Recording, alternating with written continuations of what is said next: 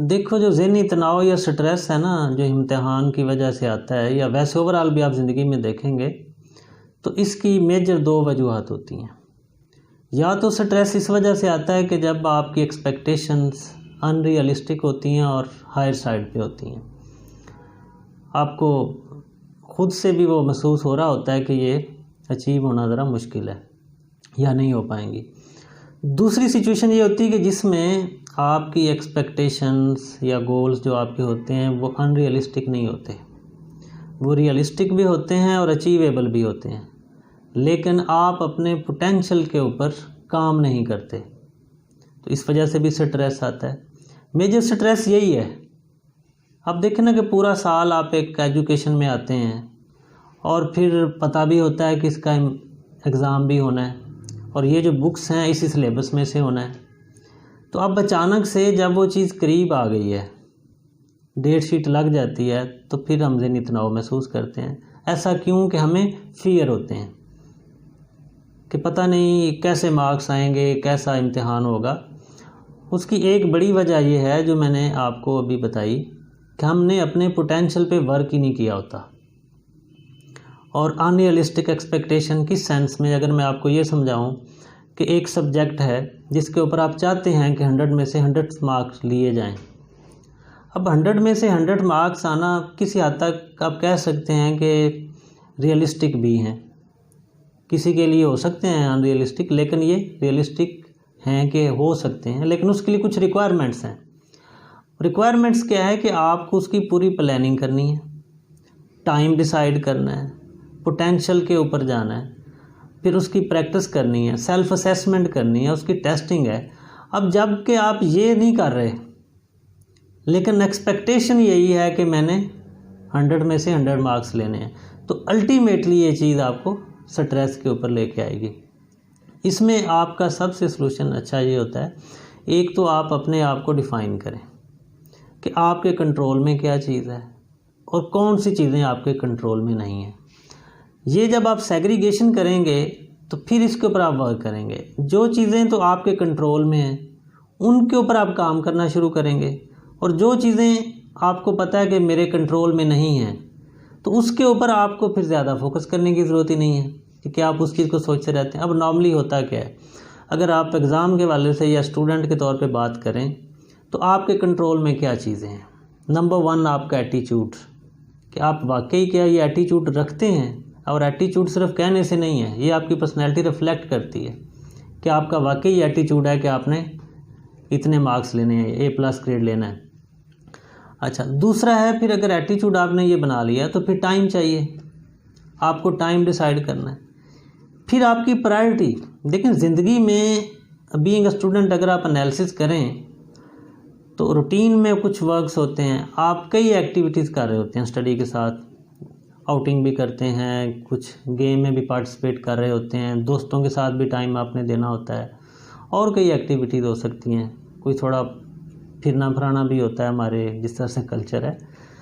तो उसमें आपने अपनी प्रायोरिटीज़ को डिसाइड करना है कि ये मेरी प्रायोरिटी क्या है। एक स्टूडेंट की होती है प्रायोरिटी, उसकी एजुकेशन है, उस एजुकेशन के ऊपर आपने फोकस करना है, एटीट्यूड वैसा रखना है, फिर टाइम उसके लिहाज से देना है आपने, फिर प्लानिंग है, फिर आपकी एफर्ट्स हैं।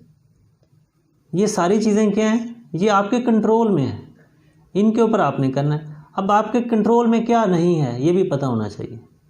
आपके कंट्रोल में क्या नहीं है, ग्रेड आपके कंट्रोल में नहीं है, कितना स्कोर आएगा आपके कंट्रोल में नहीं है, ठीक है। कैसे कंट्रोल में नहीं है, ये तो तब डिसाइड होगा ना कि आप एक्सपेक्ट कर रहे हैं कि मैं फ़र्स्ट पोजीशन ले रहा हूँ, आप उसके लिए एफ़र्ट कर सकते हैं अच्छी नीयत के साथ। पोजीशन क्या आएगी ये डिपेंड करेगा कि आपके क्लास में जो दूसरे लोग हैं उन्होंने क्या किया है। अगर उसमें किसी बंदे का एटीट्यूड, उसकी प्रायोरिटी, उसकी एफ़र्ट्स, उसकी प्लानिंग आपसे बेहतर होगी तो ज़ाहिर है वो आपसे आगे निकलेगा। अब ये आप नहीं उसको कंट्रोल कर सकते, आप अपने आप को कंट्रोल कर सकते हैं कि आप कितनी एफ़र्ट करेंगे, आप कितना टाइम देंगे, आपकी प्रायोरिटीज़ कितने नंबर पे है, ये सारी चीज़ें उसमें आएंगी। तो इसका मतलब ये हुआ कि हम फोकस या वर्क इस चीज़ पे करेंगे जो हमारी कंट्रोल में चीज़ें हैं। एक स्ट्रेस का आंसर ये भी आता है ओवरऑल, अगर अपन लाइफ में भी देखें या एजुकेशन में भी आप उसको देखें कि हमारे जो कंट्रोल में चीज़ें हैं ना, हम उनके ऊपर उस तरह से काम नहीं करते, और जो चीज़ें कंट्रोल में नहीं हैं उसके बारे में बहुत सोचते रहते हैं। अब अगर आप इसको थोड़ा रिलीजियस पॉइंट ऑफ व्यू से भी देखें तो हमारे कंट्रोल में अल्लाह ताला ने 2 चीज़ें दी हैं। नंबर 1 हदीस शरीफ है, इन्नमल अमालु बिन्नियात। एक तो अमलों का दारोमदार नीयतों पर है कि आपने अपनी नीयत के ऊपर वर्क करना है। नीयत कैसी रखनी है ये आपके कंट्रोल में है। दूसरा, कुरान मजीद की आयत है, लैसल इंसान इल्ला मा सा। इंसान को वही कुछ मिलता है जिसकी वो कोशिश करता है।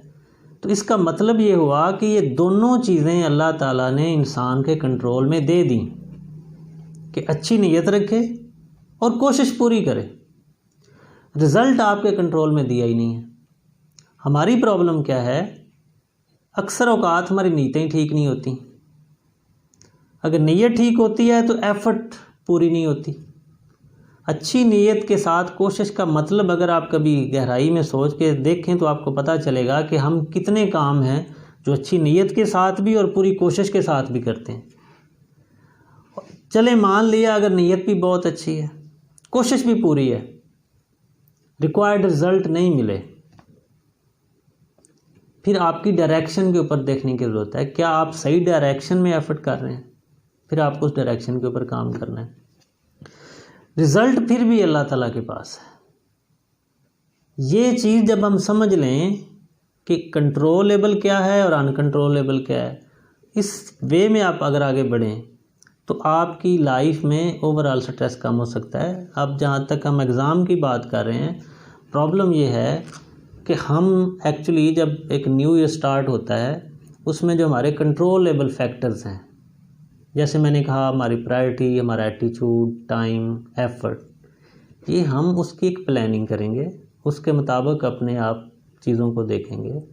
और जब आप एक सब्जेक्ट को एक अच्छे वे में पूरे साल से या एक सेमेस्टर वाइज आप उसको लेके चल रहे होते हैं, आप देखेंगे कि आपका उस सब्जेक्ट में स्ट्रेस लेवल बहुत कम होगा, बल्कि आप कॉन्फिडेंस और मोटिवेटेड होते हैं, बजाय उस सब्जेक्ट के जिसको आपने अनरियलिस्टिक बना दिया है। कैसे बना दिया है कि यार ये तो मेरा 2 मिनट की मार है, ये तो मैं आखिरी हफ्ते में भी कर सकता हूँ, ये तो मैं लास्ट मंथ में भी कर लूँगा। अब उसका स्ट्रेस लेवल आपका दूसरे से जो सब्जेक्ट, जिसका मैंने आपको पहले कहा, जिसको आप अपने एटीट्यूड के साथ जो चीज़ें आपके कंट्रोल में थी उनको लेके चलें, उसकी निस्बत इसका स्ट्रेस लेवल इस सब्जेक्ट का बहुत ज़्यादा होगा जिसको आपने आखिरी हफ्ते में पकड़ा है। एक तो ये चीज़ है। दूसरा, हम अपने कुछ पास्ट के एक्सपीरियंसेस की वजह से स्ट्रेस में लेते हैं कि यार मैंने तैयारी बहुत की, नंबर नहीं आ सके, वो कुछ भी फैक्टर्स हो सकते हैं। उसके लिए ये नहीं है कि आप अपने पास्ट को लेके अपने आप को फियर में लेके आएँ या डीमोटिवेट करें। उसका हल क्या है कि नंबर 1 तो आपको एनालिसिस करना चाहिए कि अगर मैंने एफ़र्ट पूरी की थी तो वो प्रॉब्लम कहाँ पे आई है, किस वजह से। अब होता ये है, कुछ बच्चों की तैयारी बहुत अच्छी होती है, लेकिन जब एग्ज़ामिनेशन सेंटर में जाते हैं तो वो इस स्ट्रेस की वजह से, इस परेशानी की वजह से बहुत सारी चीज़ें उनके जहन से निकल जाती हैं, फिर वो उसको प्रॉपर हल नहीं कर पाते एग्ज़ाम को। तो उसका हल क्या है कि नंबर 1 तो आपको जो पास्ट में जो कुछ चीज़ें हो चुकी हैं उनसे लर्न करना है, एनालिसिस करना है और उसको पॉजिटिविटी के साथ आगे आना है। आपको पहली बात तो ये कि खुद के ऊपर कॉन्फिडेंस बिल्ड करना है कि ऐसा कुछ काम नहीं है, ऐसा कुछ है ही नहीं सब्जेक्ट जो मैं नहीं कर सकता। जब सारे कर सकते हैं मैं क्यों नहीं कर सकता। इस पॉजिटिव एटीट्यूड के साथ आप उसके ऊपर अपना वर्क करेंगे, एफर्ट्स अपनी करेंगे, फिर उसको लर्न करेंगे। फिर जितनी आपकी तैयारी अच्छी होगी आपका अपने ऊपर कॉन्फिडेंस होगा, और जितना आप कॉन्फिडेंस ज़्यादा होगा आपका स्ट्रेस लेवल कम होगा। जब स्ट्रेस लेवल आपका कम होता है तो आप मेंटली एक्टिव होते हैं, क्रिएटिव होते हैं, तो उस लिहाज से फिर आपका स्ट्रेस लेवल कम होता है। और ये तो होगी ना वो चीज़ें जो एक बेसिक आपने शुरू से कर रहे हैं। दूसरी चीज़ होती है कि सारा कुछ ठीक है, आप एग्ज़ाम देने जाना है, उस टाइम का ज़ाहिर है कि नेचुरल सी चीज़ है, जब भी कोई इम्तिहान होता है ना किसी भी चीज़ का, तो एक दफ़ा तो उसका स्ट्रेस फील ज़रूर होता है, चाहे आप जिस भी लेवल पे होते हैं। लेकिन उसको जो इंसान जितना कम कर देता है ना, वो उतना उसको अच्छा कर जाता है। वजह क्या है कि वो मेंटली उतना रिलैक्स्ड रहता है। एक तो ये होता है कि जब आप एग्ज़ाम के लिए जा रहे हैं, जो तैयारी आप उसको कर चुके होते हैं वो आपने कर ली, अब आप घर से निकल रहे हैं, उसके बाद आपको उसके ऊपर ये कभी नहीं डिस्कशन करनी कि जो मिल गया जी, अच्छा जी क्या आ रहा है क्या नहीं आ रहा। अब किसी को कुछ, हर बंदा अपने लिहाज से तुक्के बता रहा है आपको। कुछ वैसे ही स्टूडेंट्स होते ही ऐसे, उनका काम ही होता है कि खुद जो किया होता है दूसरों को उसको उलट बताना होता है। अच्छा आपको पता है वो आ रहा है। ये थॉट्स, हम चीज़ें जब ज़्यादा रख लेते हैं, हालांकि हमको चाहिए ये कि जब आप एग्ज़ामिनेशन सेंटर में बैठते हैं उससे पहले आपको कुछ अर्सा खुद को रिलैक्स रखना है, इस चीज़ के बारे में नहीं सोचना। जो आपने तैयारी की हुई है उसको ही बस आपको पता है मैं जो कर चुका हूँ, और आपको यही एक्सपेक्ट करना है कि इसी में से ये चीज़ें आ रही हैं। जब आप उस टाइम पे दौड़ कर रहे होते हैं ना, कभी उधर कभी उसके पास कभी उसके पास, वो बुक पकड़ के खड़ा है, कोई बूटी बना के खड़ा है, अच्छा ये मेरा जी गैस है इसमें आ रहा है, कुछ चीज़ का फ़ायदा नहीं है सिवाय स्ट्रेस देने के। और ये स्ट्रेस आपको, जो आप एक्चुअली चीज़ें आपने लर्न करके आए होते हैं वो भी आपके ज़हन से निकालता है। एक और फैक्टर जो सबसे बड़ा है, इसके ऊपर पहले भी हमने बात की थी कि क्रैमिंग से बचना है आपने। जिन चीज़ों को आपने क्रैम किया हुआ है, रट्टा लगाया हुआ है, वो चीज़ें परमानेंटली आपके दिमाग में नहीं बैठती। वो किसी भी टाइम आप, जैसे आप कह लें कि एक रिमूवेबल मार्कर होता है ना, आप वाइट बोर्ड पे लिखते हैं तो वो कोई भी चीज़ साथ लगी नहीं और वो वहाँ से ही रेज हो गया। क्रैमिंग की मिसाल ऐसे ही है। रट्टा लगा लिया है, वो एक एक लाइन को या पेज को याद रखा होता है, फ़लाँ पेज पे ये चीज़ लिखी हुई थी, ठीक है, अब ज़हन में नहीं आ रही तो कुछ याद नहीं आ रहा।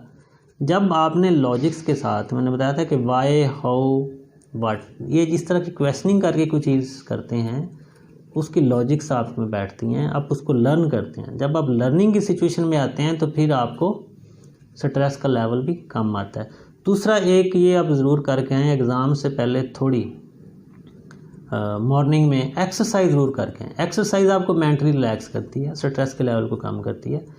फिर आप डीप ब्रीथ कर सकते हैं, जैसे गहरी सांस ली जाती है, ये भी आपको रिलैक्स करता है। तो असल चीज़ सबसे यही होती है, तैयारी आपकी वही है जो आप पहले कर चुके हैं। आखिरी जो आप घर से निकलने के बाद सेंटर तक जाने में कोई तैयारी नहीं आप कर पाए। फ़र्क यही होगा कि आप स्ट्रेस में जा रहे हैं, टेंशन में इधर उधर चीज़ों से डिस्कस कर रहे हैं, वो आपको ज़्यादा स्ट्रेस में लेके जाएंगे। आप जितना ईजी माहौल में, ईजी वे में जाएंगे, उतना आप स्ट्रेस फ्री होकर जाएंगे और उतना आप उस अपने क्वेश्चन पेपर को अच्छे तरीके से हल कर सकते हैं।